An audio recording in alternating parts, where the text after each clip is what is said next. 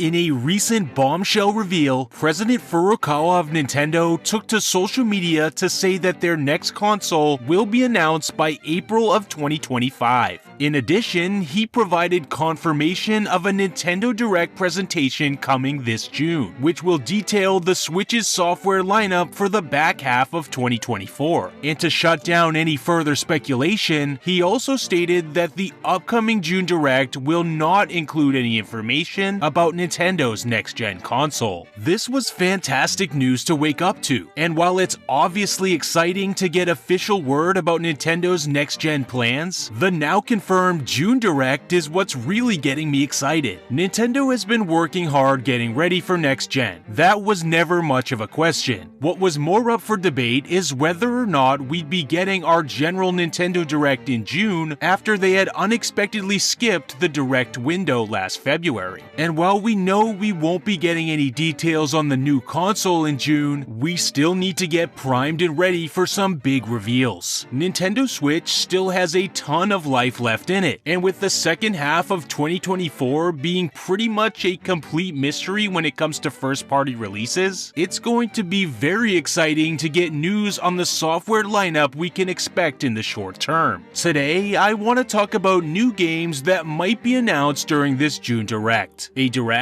which will likely be one of the last presentations focused solely on Nintendo Switch. If there was one thing we could count on early this generation, it was the annual Mario series sports spin-off. But surprisingly, this trend was broken last year during 2023. While we got quite a few Mario games, we did not get a sports title, which tells me we can probably expect one of those to be announced on Nintendo Switch at some point this year. But what could it be? Well, it seems like it'll be one of the sports we've yet to see this generation, like baseball, Mario Hoops, or a sports mix game. But with it now being the year 2024, what fits the bill even better is the reveal for Mario and Sonic at the Olympic Games 2024. With the Paris Olympics taking place this summer, a reveal for this game in the June Direct seems like a very safe bet. The timing couldn't be more perfect, and a game of this nature certainly fits that yearly Mario sports game quota. But staying on the topic of Mario spin-offs, another that we could see is a new entry in the Mario Party series. Mario Party Superstars was revealed almost 3 years ago in a June Nintendo Direct, and shockingly has not received any updates post-launch. Unless we're in for a late surprise Superstars DLC, it's safe to assume that Nintendo moved on to pre-production on the next Mario Party shortly after Superstars release. While in a way, I think it makes a lot of sense to put efforts toward getting a next-gen Mario Party ready for the Switch's successor early, we can't deny that another, smaller Superstar-style title could be a strong seller for the fall and holiday season on the current Nintendo Switch. I'd love to see a sort of Superstars Part 2 that focuses mainly on famous past GameCube-era boards, as that's my favorite era of Mario Party, and I know I'm not alone on that.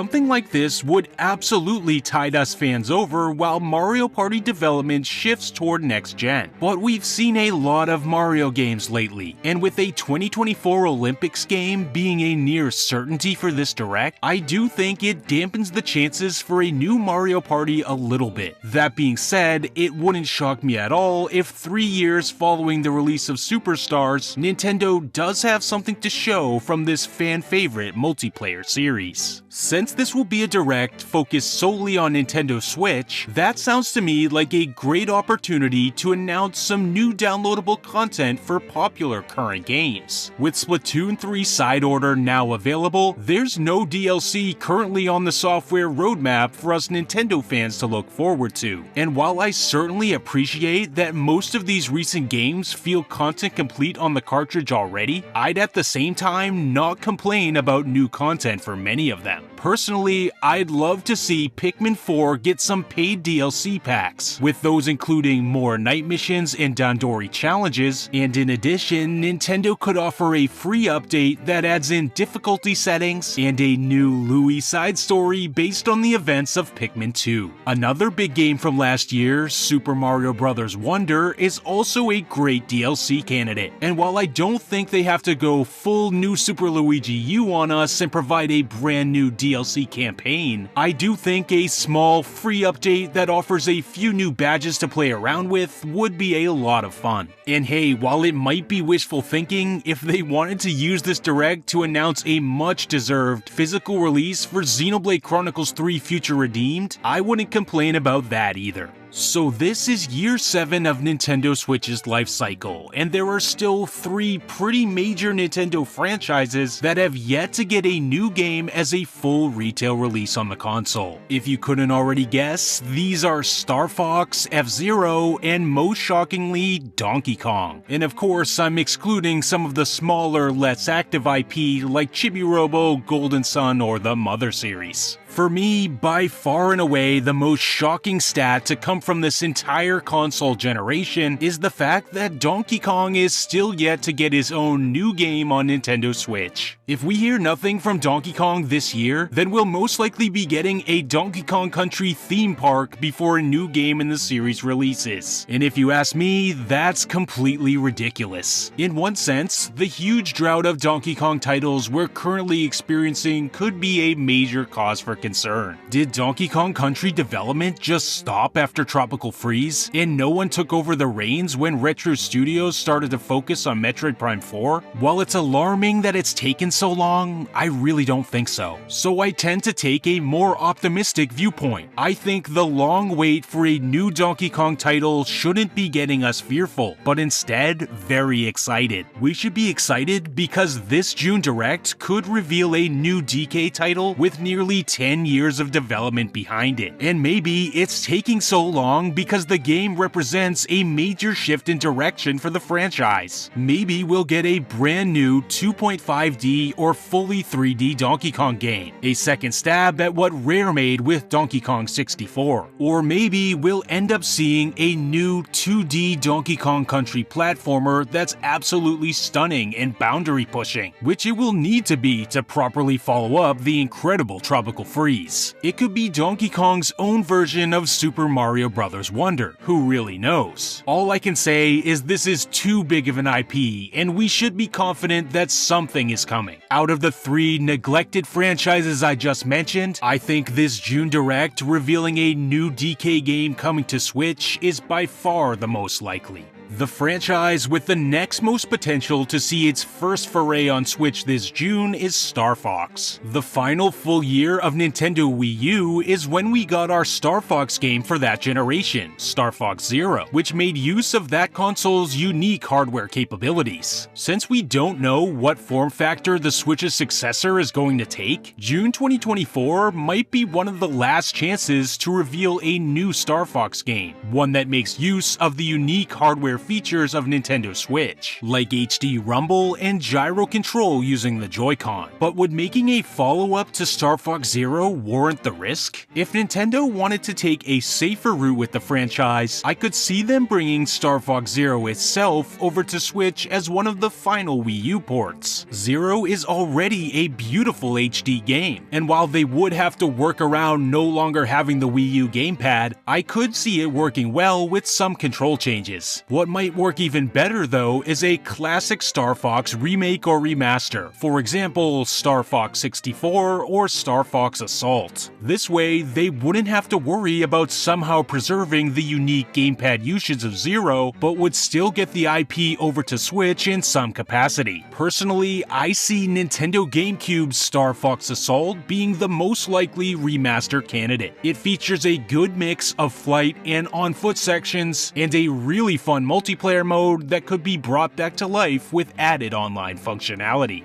The last of these franchises is F-Zero, and I think this one is the most tricky during this June Direct window. We actually got a new game in the franchise last year with F-Zero 99, but this was just a free-to-play online eShop title. The question still remains, will we get a full retail release for this series ever again? I don't think a new F-Zero game is likely in June, but like Star Fox Assault, which I just talked about, I think an HD remaster of its fellow GameCube title F-Zero GX could be on the table. It's a beloved game, it would be very impressive in HD, and it would fit nicely into the recent trend of GameCube remasters. Now let's quickly talk about some of the usual suspects whenever this kind of discussion arises. First, we have to mention the biggest Nintendo title waiting in the wings right now. It's still there in the slate of upcoming games from the May investors meeting. Metroid Prime 4 is coming, and if it's hitting Switch at all, you have to think it's this year or next. With Paper Mario: The Thousand-Year Door nearly upon us, we're going to need another big marquee title to get excited about during the months to come. And what could be better than Metroid Prime 4 getting announced at this June Direct for a release this fall? Metroid Dread had a similar trajectory in 2021, with its surprise reveal at the June Direct and release just a few months later in early October. If this happens to be the case in 2024, it would put Prime 4 up there with Nintendo's slate of holiday games, giving it the best shot of being a financial success. But there's of course another wrinkle in the Metroid side of things. Remember Metroid Prime Remastered revealed and released at last year's February Nintendo Direct? Well, that game has two great follow-ups that arguably deserve an HD remaster just as much. Could this mean that instead of seeing Prime 4 right away, we'll instead see remastered versions of Metroid Prime 2 Echoes and Metroid Prime 3 Corruption released in a staggered fashion beforehand? It's certainly possible, and maybe we'll get Prime 2 as a shadow drop immediately following this June Direct. Then maybe the same thing for Prime 3 after a possible Direct in September. No one knows for sure what's going to happen, but that would make it so all three previous Metroid Prime games are accessible on Nintendo Switch before Prime 4's release. Don't get me wrong, I want to see Metroid Prime 4 as soon as humanly possible, but I can't deny that getting the other two Prime games remastered with the same love and care as the first would be incredible to see.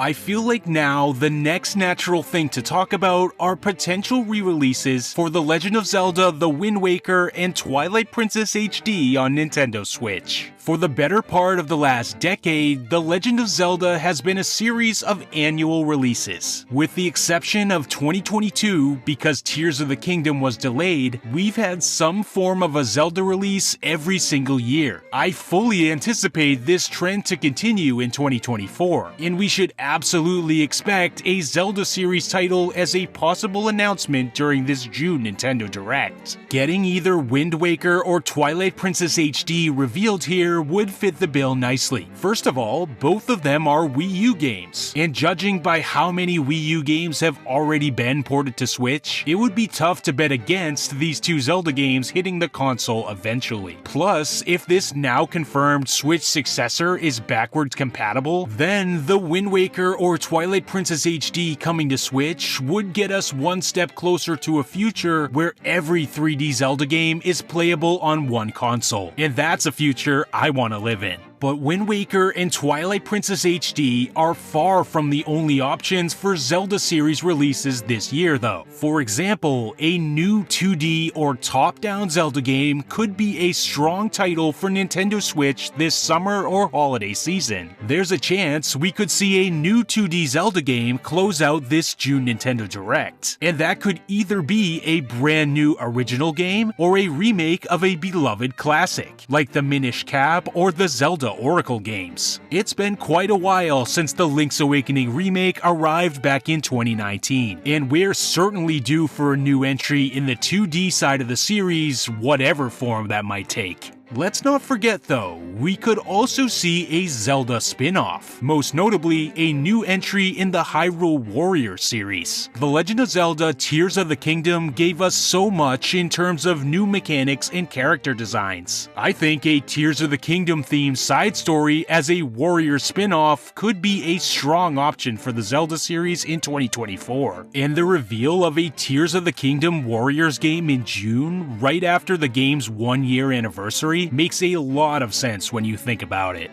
The recent news from President Furukawa confirms that the end of the current generation is approaching. So now, one thing we can do to help predict what we might see in this direct is to look back at the tail end of last generation to see if we can draw any similarities to how Nintendo might look to close out the current one. If we look back at the final years of last gen on the software side, notably on Nintendo 3DS, one thing that's easy to see is a trend toward more remakes and remasters. Late 3DS releases include ports of Luigi's Mansion, Yoshi's Woolly World, and more, as well as remakes of Metroid 2 and Mario & Luigi Superstar Saga, just to name a few. 2024 has already been full of remakes and remasters, and seeing as it's the final, or at least penultimate year for Nintendo Switch, this trend may very well continue. While they are, for the most part, less exciting than brand new games, these types of releases can work well to sustain momentum for the hardware. We saw this during the final years of 3DS, while the transition to Switch was being made. In most cases, these kinds of titles are a lower development lift and can be churned out more quickly, which is a good thing as Nintendo puts most of their efforts toward preparing for next gen. And unlike on the 3DS, a slew of remakes and remasters this time around might be even more exciting if the Switch's successor has backwards compatibility. I'll take all the remakes and remasters I can get if it means all of them will be readily available at the launch of the next console.